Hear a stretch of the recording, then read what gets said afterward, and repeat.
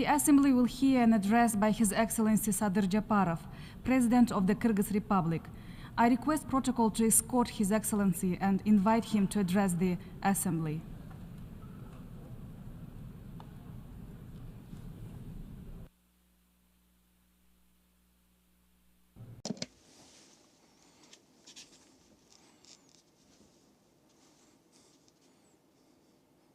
Mr. Secretary General, Mr. President, distinguished heads of delegations, ladies and gentlemen, I extend my congratulations to the African nations and the esteemed Mr. Philemon Jung on being elected as the President of 79th session of the UN General Assembly. I wish you success in the important and assure you that Kyrgyzstan will provide full support to your presidency in the interests of peace and sustainable development. I also express my gratitude to the esteemed Mr. Denis Francis for his active work as President of the 78th session.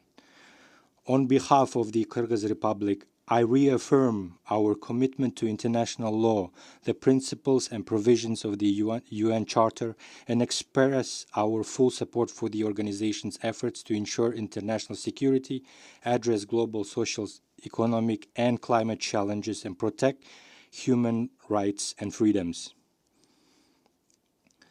The modern global challenges such as the climate crisis, food security threats, and growing inequality require the united efforts of the international community. In this turbulent period, I urge all states to continue supporting the UN in its core mission, ensuring peace and preventing contemporary risks and threats. Now more than ever, this support is crucial. I hope that under the leadership of Secretary General Mr. Antonio Guterres and with the active backing of member states, our organization will be able to effectively fulfill its functions and assist nations in addressing pressing global issues. Ladies and gentlemen, we live in a world that is becoming increasingly unpredictable and complex with each passing year. We are facing unprecedented challenges, global climate catastrophe, economic inequality that divides nations and continents, and of course conflicts that shatter hopes for a peaceful future. At this time, we are witnessing global military expenditures increasing each year, while poor and vulnerable states lack the resources needed for their development and survival. I would like to draw your attention to two conflicting realities of our time. The first reality is the limitless spending on military needs. According to the Stockholm International Peace Research Institute, global military expenditures increased by 6.8% in 2023, reaching a record $2.5 trillion or 2.3% of global GDP. This is the highest figures in decades. Leading powers are allocating vast resources to building and developing armed forces, expanding arsenals, and creating new, more destructive weapons. Unfortunately, this is happening in a world where many countries and people still lack access to basic services such as water, healthcare, and education. It would be far better if the money spent on war, destruction, and death were redirected towards creation or addressing global challenges for the benefit of all humanity, helping countries combat climate change and prevent mass migration. Military expenditures and armed conflicts are having devastating impact on many countries, exacerbating poverty and inequality. Conflicts and armed clashes have led to the destruction of infrastructure, a decline in living standards, and mass migration, creating a vicious cycle of poverty and instability. While some countries are increasing their military budgets, many of those in need of assistance are losing the opportunity for a normal life. The second reality is the lack of progress in providing aid to poor and vulnerable states. We all know the economic inequality is on the rise. World leaders have been speaking for decades about the need of eradicating poverty, but they lack the will to follow through. Countries in Africa, South Asia, and Latin America continue to face chronic underfunding, a lack of support from the international community, and systemic economic crises that cannot be solved by individual states alone.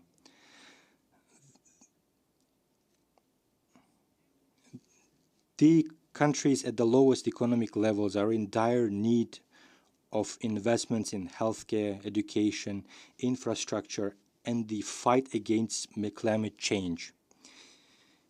Yet, amidst the rapid increase in military spending, assistance to these nations remains insufficient. Humanitarian aid and development assistance programs often face financial shortages, while these resources are being used for purchase of weapons and the conduct of military operations. Instead of decreasing, inequality between the nations is deepening. The world is now faced a critical choice. We can either choose to increase security through the expansion of armed forces, or we can pursue sustainable development aimed at eradicating poverty and supporting the most vulnerable. If the resources spent on military expenditures were instead invested in providing access to clean water, educating children in developing countries, combating hunger, or addressing climate change, it would make a significant difference. To achieve progress, a joint effort between the wealthy and needy countries is essential. Firstly, developed nations must not only increase financial aid to those in need, but also focus on targeted infrastructure and social development projects. Secondly, the countries in need must actively participate in international sustainable development initiatives and commit to using resources effectively rather than scattering them without direction. Thirdly, it is crucial to transfer modern technologies from wealthy countries to those in need. This would enable struggling nations to develop their economies independently and reduce dependence on external aid. Today, we observe that geopolitical conflicts require not only increase in defense spending, but more importantly, the necessity of international cooperation for their resolution. If the global community can unite its efforts to fairly distribute resources, assist vulnerable countries, and address the root causes of armed conflicts, we can build a safer and more prosperous world. If we begin to invest in people instead of war, in education, healthcare, and sustainable development instead of weaponry, we can undoubtedly create a flourishing world. The time has come to rethink global security priorities. Security is not merely about powerful armies and weapons of mass destruction. True security is achieved through trust, equality, and the prosperity of nations. By investing in the future of poor countries, helping them to combat poverty, and providing opportunities for sustainable growth, we can create a more stable and secure world. In this context, I believe it is important and fair for the global community to pay greater attention to the issues of sustainable development in the global south and to advocate for themselves interests of first and foremost least developed countries, landlocked developed countries, and small island developing countries. Dear colleagues, one of the most dangerous challenges threatening the very existence of our planet is climate change, which is worsening daily and affecting virtually all countries and people around the world. The rapid melting of glaciers, an increase in natural disasters, and the reduction of water resources in mountainous ecosystems raise deep concerns. These negative consequences threaten the lives of local communities, contribute to rising poverty levels, deteriorate infrastructure, and cause significant harm to the economies of nations. Kyrgyzstan faces a triple challenge: the need for investment in development, the reduction of poverty, and adaptation to climate change in order to achieve carbon neutrality. Each of these areas requires specialized funding, particularly in the context of ensuring climate resilience for our country and vulnerable communities. We are determined to work together with our partners to achieve success. Kyrgyzstan proposes to strengthen and widely promote the Debt for Green Economy exchange mechanism.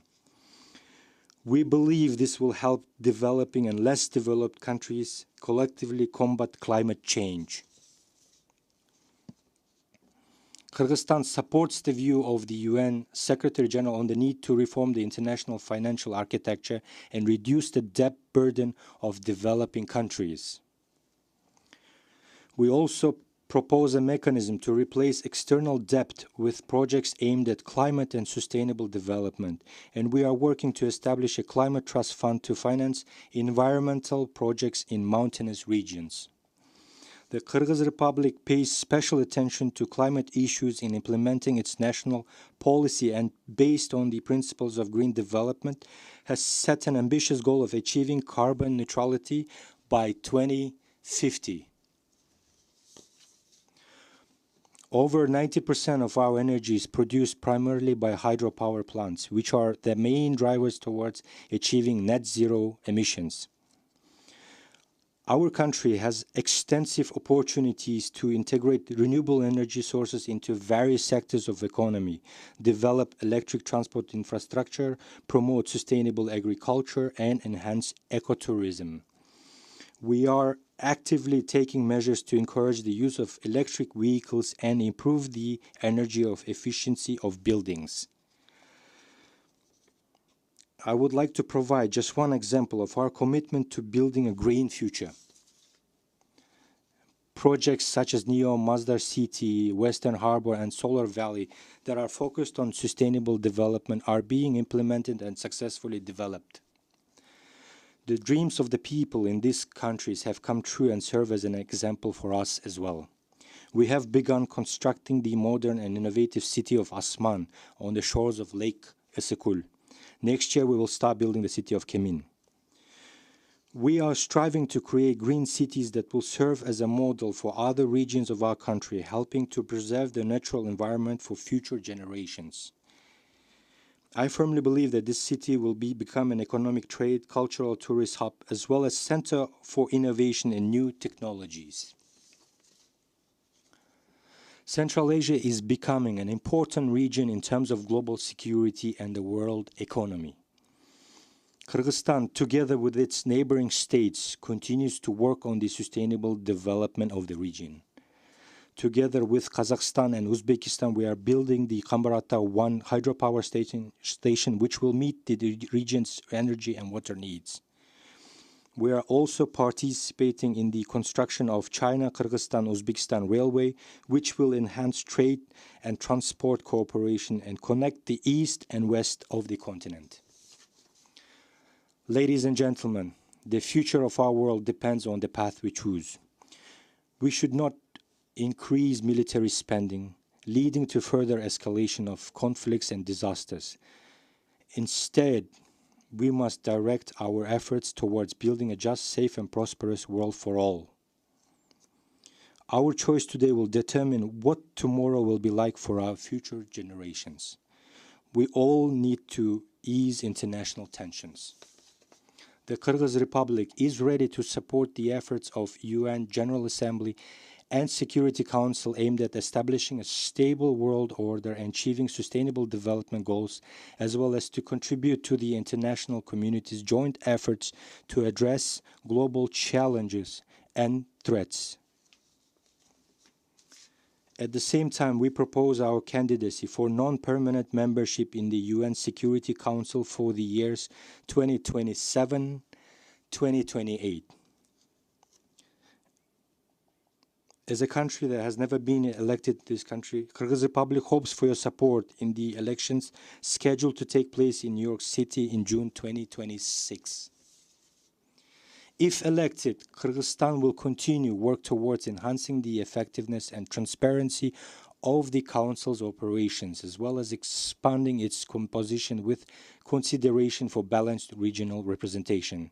The time has come to rectify the underrepresentation of African countries in Security Council and to eliminate historical injustice, such as the fact that Kyrgyzstan, including Kyrgyzstan, 60 member states have never been elected to the Security Council.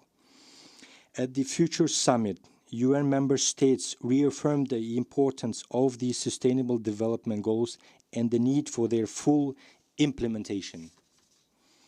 Kyrgyzstan remains committed to the Global 2030 Agenda for Sustainable Development, and our achievements confirm our firm intention to achieve the goals, taking into consideration national priorities and financial capabilities. The UN Sustainable Development Goals are integrated into National Development Strategy of Kyrgyzstan until 2040, which creates opportunities for sustainable economic and social development, digitalization, entrepreneurship, as well as the introduction of innovative and environmentally friendly technologies for current and future generations. On July 22nd of this year, we adopted the law on protection of rights and funds of private entrepreneurs and foreign investors. This law defines the necessary measures for protecting investors in business activities. It also provides punitive measures against the relevant state officials for illegally and unjustly refusing state registration, illegally and unjustly denying the issuance of a license, unjustly and unlawfully restricting business activities, unjustly and unlawfully interfering with the activities of investors and private entrepreneurs. Severe penalties are imposed for the aforementioned violations. This include imprisonment for 2 to 5 years, confiscation of property, or large fines. Next year, our country will present its national voluntary review on the implementation of the SDGs. We are ready to share our experience, discuss the results achieved, and continue striving to be among the 30 countries in the world in implementing SDGs by 2030. As a mountainous country, Kyrgyzstan has drawn global attention to the challenges of sustainable development in mountainous regions since the 2000s. Through our initiative and with broad support from mountainous countries, the 5-year Action for Development of Mountain Regions program is being implemented for 2023 until 2027. I invite all nations to actively participate in this program. I also invite you to take part in the second Global Mountain Summit, Bishkek Plus 25 in 2027, where the results of the 5 years of Mountain Regions initiative will be summarized. In addition, we are promoting the initiative to include a global dialogue on mountains and climate in the UN Annual Climate Change Conference agenda. Kyrgyzstan is actively working to protect the snow leopard, a symbol of long-term sustainable development in the region. In December 2023, the snow leopard was recognized as a national symbol of Kyrgyzstan. Together with 11 other countries within its habitat, we are working to protect this unique animal. In this regard, I am proud to announce that a resolution to declare International Snow Leopard Day will be introduced to the UN General Assembly, and I urge all nations to support this initiative. The inhabitants of mountainous regions face daily challenges such as water shortages, food insecurity, poverty, and lack of access to basic services. These countries should not be left alone with their problems. We call on the global community to take active steps to address these issues. Dear colleagues, ladies and gentlemen, the time has come for the international community to build a new consensus based on trust and the interest of all nations. In conclusion, I would like to share the following words from Manas epic, which embodies the profound depth of friendship, unity, and solidarity among people. Let us unite our strength as one head from one shoulder and one hand from one sleeve. Where there is unity, there is prosperity. Thank you very much for your attention. On behalf of the Assembly, I wish to thank the President of the Kyrgyz Republic.